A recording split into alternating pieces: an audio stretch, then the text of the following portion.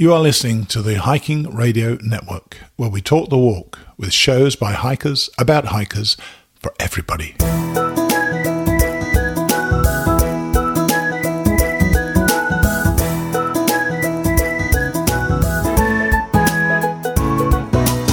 Mighty Blue on the Appalachian Trail, the ultimate midlife crisis.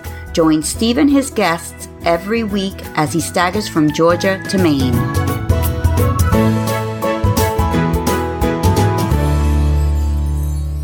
Hey guys, thanks for coming back again to listen to another episode of Mighty Blue on the Appalachian Trail, the ultimate midlife crisis. I'm Steve Adams, or Mighty Blue, and I'm hiking the Appalachian Trail in 2019. This week has been all about the heat, humidity, and some rain. We've had to accept that our 20-odd mile days are currently a thing of the past. This is so sapping, this humidity, and especially for big guys like Trigger and me, we are really getting soaked at the end of every day. It's kind of unpleasant, actually. But we've had to accept that those things are a thing of the past. Those 20-mile days are a thing of the past.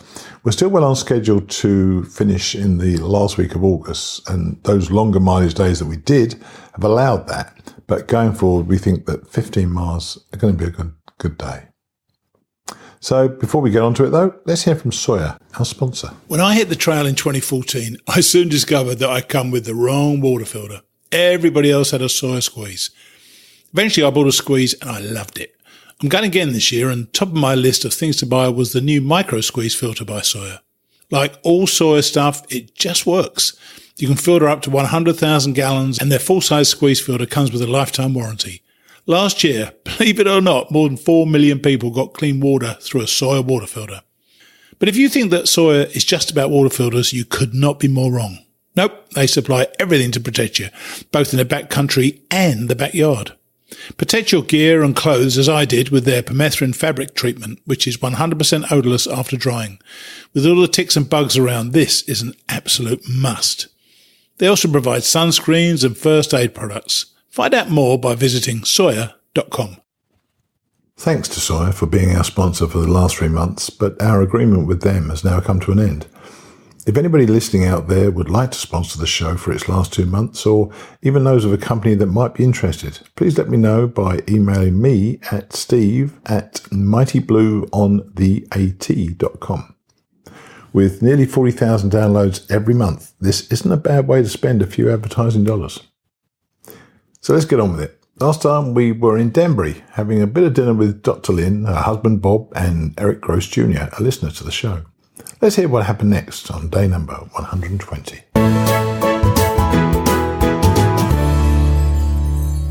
Day 120. New York 22, or Pauling, and mile 1450.7 to 10 Mile River Shelter, mile 1460.4, just a 9.7 mile day. We woke up in Danbury. Remember, we were quite away from Pauling. We'd gone in the night before to have dinner with Dr. Lynn and her husband and Eric. And so we had quite a drive back from Danbury to Pauling. And when we woke, looked at the weather, it was looking dreadful. It looked like we were going to be raining till about lunchtime. So Trigger and I decided just to hang out at the hotel. So Trigger was grazing on the food at breakfast again. And we delayed our return till about, I think we got an Uber at about 11 o'clock or 11:15. We only started hiking back at the Appalachian Trail Railway Station, which was at New York 22, at about 5 to midday. And we hadn't gone more than, I don't know, 2 or 3 yards when Trigger met some people he hadn't seen since Georgia. It's funny, you know, when people pass you, or certainly when people pass Trigger and I, we don't expect to see them again. And yet, you know, that people come and go on the trail because they get injuries, they leave the trail for a few days or they come back. And he hadn't seen these guys and he was so delighted to meet them. And one of the guys was an Australian. I've forgotten his name now, but really nice guy. And England were playing Australia at cricket that day. So when we saw him throughout the day, he kept us up to date with the scores, mainly because Australia were kicking England's butt and they eventually beat England at cricket. We actually hadn't finished with Dr. Lynn. We had arranged to hike a few miles with her on Wednesday. So we were really looking forward to that because she was such a great person to hang out with. Anyway, we started through a gentle climb, really, through pastures, which got steeper and steeper as we got into the woods. And as we got into the woods, it was still dry, although there was rain on the trees. When you go through the forest, you think it's raining, but it's not. It's the breeze knocking down the raindrops from the trees, which have settled there from the previous rain. So you get that nearly all the time, actually. But then the rain did really take a hold, and it was light at first, adding to the drips from the trees, and then it got heavier and heavier and heavier. So Trigger and I put up our umbrellas, and I put on the pack cover on the back of my pack, and it feels like there's nothing we can do at the moment to keep ourselves dry. We sweat profusely when we're going uphill because there's so much humidity around, and you have to cope with every sort of weather through this hike. Obviously, the cold early on, and then the heat, but when the humidity kicks in, it's just impossible for us to stay dry. So, as I say, the sweat and the rain ganged up on us, and the two of us were soon a really, really sopping mess. Eventually, as we knew it would, the forecast was that it would dry up in the afternoon, and it did, and it led up, and we stopped at Wiley Shelter to reassess our goal for the day. We'd kind of hoped we'd be able to get in 15 miles, even by starting at noon, because we thought we could walk till about 7:30. But frankly, we knew we wouldn't make that. The rain slows you down, everything gets slippery, and you can't make the progress you want to make. We were doing 2.5, maybe 3 miles an hour at some stage, but when it's slippery, you've got to be careful not to fall over. I've already gone down 18 times, and Trigger's now up to 13. So we didn't really want another fall. So we settled in the end for a 10-mile river shelter. So we had a long climb down from that shelter, which led us to about a 2 or 3 mile flattish sort of section, which was quite a relief, let me tell you. And then there was a stiff climb up and over a 10-mile hill.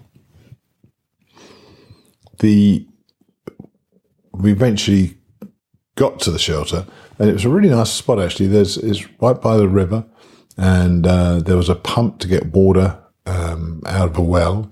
You have to really hand pump it quite vigorously for quite a while, and then the water starts flooding out. It's probably okay to drink without filtering, but I don't know. I thought it does actually warn you should filter it, so we did filter our water. And there are a couple of people in the shelter, a guy called Nomar. His parents are called, his real name was Nomar, which was Raymond backwards. Apparently his mother didn't want him to be called Raymond after the father, but so they gave him the name backwards, Nomar, which I thought was quite funny. And another guy who wants to tell us about his service. He was a Navy. He claimed to be a Navy SEAL, and he was somewhat talkative, it's got to be said. So eventually, Trigger and I camped behind the shelter in the woods and settled down for the night. I tried to hang up some clothes on my what I use the line for my bear bag. When I throw my food bag over a branch, I haven't had to do it recently because there have been a lot of bear boxes around. But when you have to hang your bag, I have this rope, this cord. And I tied that around between two trees to use as a clothesline and hung all my clothes up to dry off.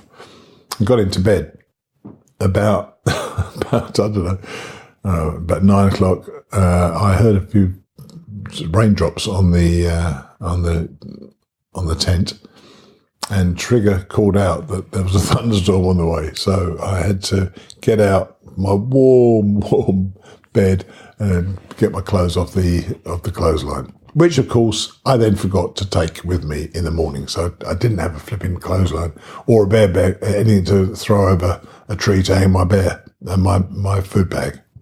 So we'll work that out. Hopefully somebody finds it and uses it either as a clothesline or takes it with them. But that was the end of day number 120.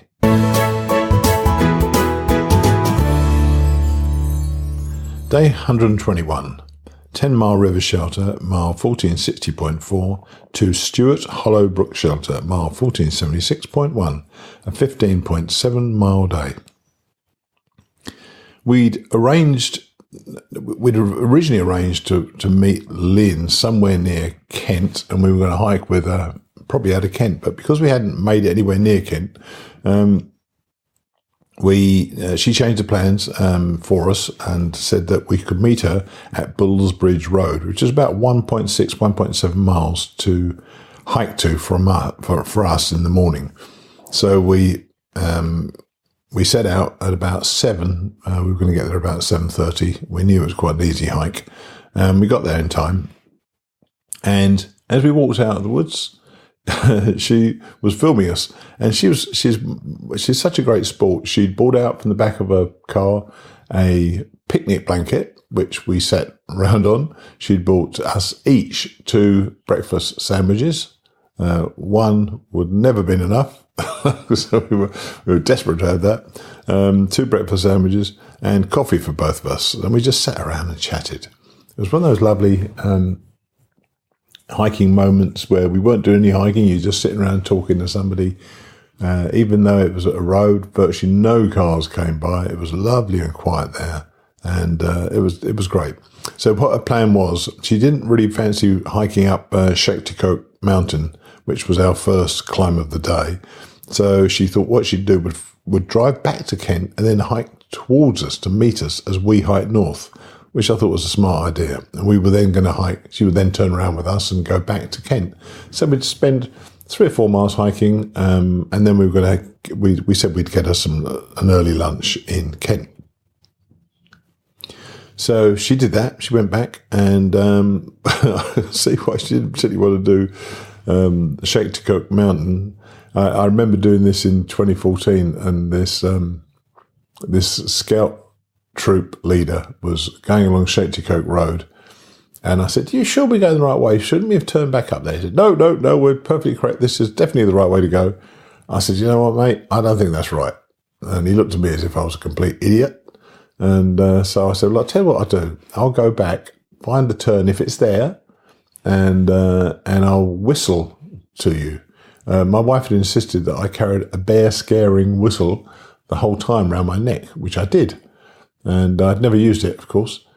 And so I left this guy to go marching down Shakticoke Road and went back and, of course, found the turn off up Shakticoke Mountain. When I realised that this was right, I thought I had to whistle to remind him. And so I tried to whistle for the first time, and my whistle went, it rusted. So it would have been completely useless with a bear. It always makes me laugh, that.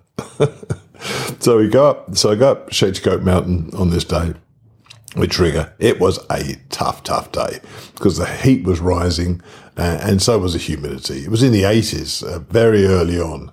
And so Trigger and I were pushing our way forward and finding it tougher than we were expecting. We were down to about 2 miles an hour and really weren't making a great deal of progress.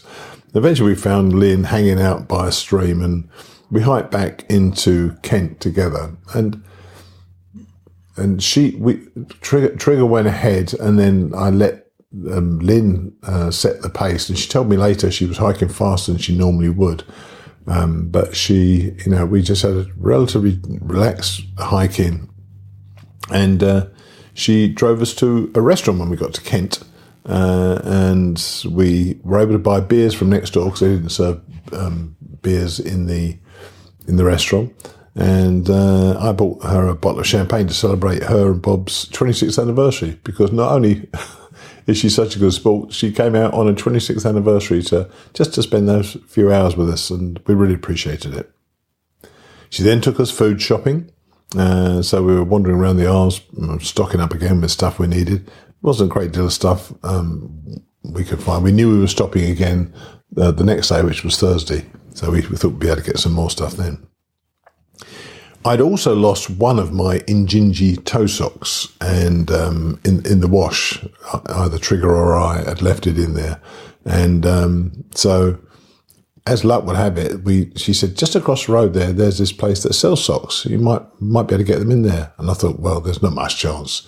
But I went in there, and there they were. I got exactly the size I needed, size 14, extra large, and got my toe socks. There were several tiring but fairly short climbs before we got to St John's Ledges. It was a great view across the Housatonic Valley, but the climb down was precipitous, to say the very least. It was scary, I tell you. I remember thinking, I'm ridiculously confident about my own ability to finish this sometimes, but I remember thinking, as I was climbing down, I thought, oh, Trigger's going to have a bit of problems with this climb down. And I didn't think I was going to, but I was having a problem with it. You really are when it's very, very steep. Fortunately, it was dry by now. When it's very, very steep, you really have got to watch out. So anybody coming to those rocks, be very careful coming down them. There are some quite long slides almost on your backside on one or two of the rocks. You've got to be very careful with it. So we eventually got to the bottom, and there's this beautiful flat path alongside the Housatonic, which I remember very well from before. And we're just wandering down there. And as we were going down there, I could see on the other side of the river, there was a beach, a mini beach with a couple of guys in the river and a guy sitting out there. I thought, oh, how nice. And Lynn had said to us, try to dip your feet in the water if you can at the end of the day. And I thought, well, that's great. So we carried on till we found a spot where we could, our own little mini, really small type beach. And we went down there, took our shoes and socks off and put our feet in the cold water. Oh my gosh, the feeling was wonderful. Thoroughly enjoyed it. I really, really did. And then we got out, dried them off and put our boots back on. And it feels so much better when you put your feet in the water. And we got into camp. And there was Turd Ferguson and Sharktooth. They'd lost their partner, Firefly. She'd had to go home. She'd been injured. She's expecting to take a week off the trail. But she'll be back. And so we all set up tents and got into a nice dry tent. And there was we could see a thunderstorm was coming. I thought, I can't believe it. No, we keep getting these thunderstorms. But the thunderstorm thundered, but didn't rain. And so we got through the night nice and dry. And that is the end of day number 121.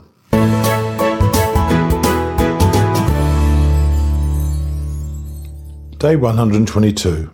Stuart Hollowbrook Shelter, mile 1476.1 to US Route 7, mile 1491.6, a 15.5 mile day. We woke as normal about 5 or just before 5 o'clock, and everybody seems to wake up around that time in camp. And there were a couple of other people in the camp as well, and I kept my vestibule door open on one side, on both sides, and set up my stove to boil some water and make some coffee. There is something surprisingly relaxing about lying sideways on your air pad, having had a decent night's sleep, having a cup of coffee without having to get out of your tent. I really, really enjoy it, and it was a really nice way to start the day.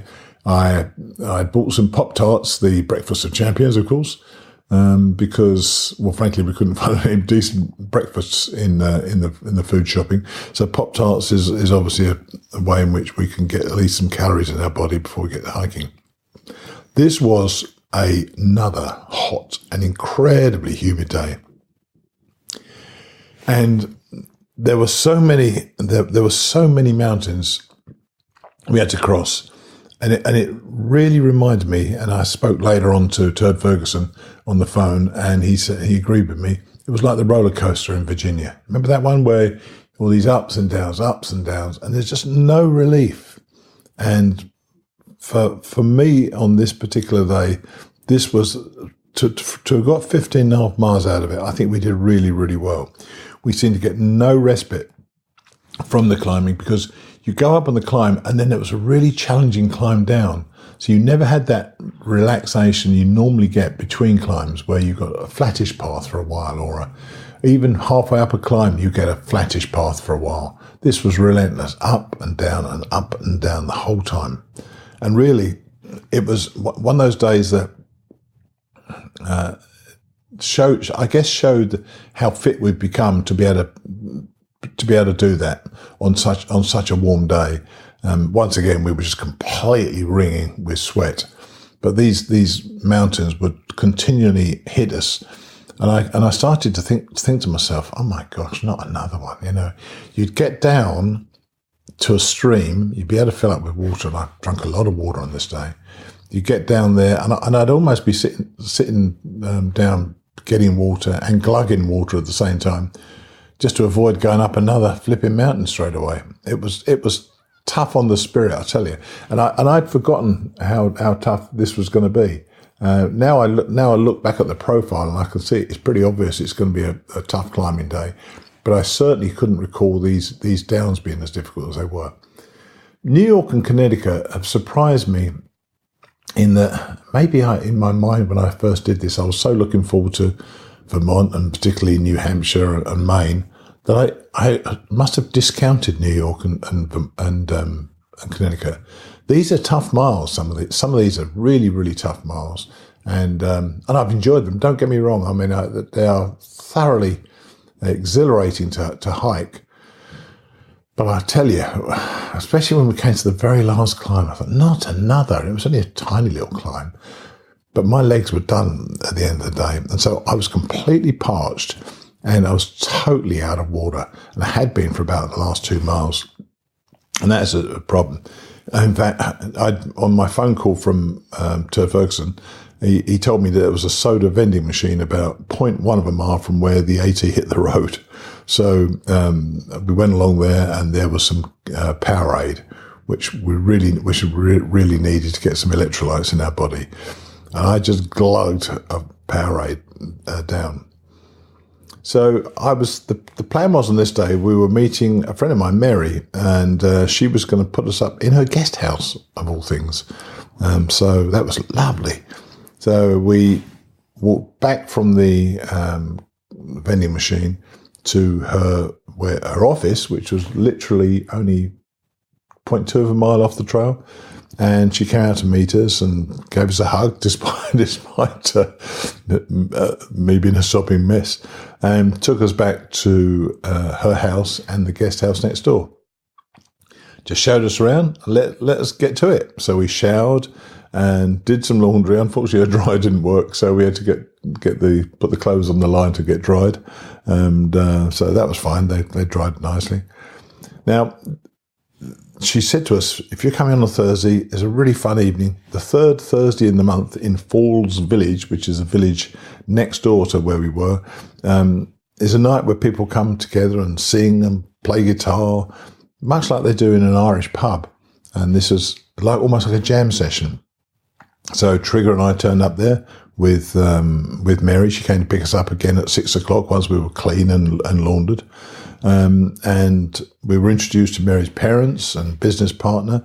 Then we ate dinner, and Mary joined in the jam session. She's taught herself guitar and in the last year, and she was great and singing really nicely as well. Somebody would start a song and the others would join in, and everybody would have the chance to get a song in. It was a really lovely evening, a great meal, and I'm so blessed to have such nice friends along the trail. But that was the end of day number 122.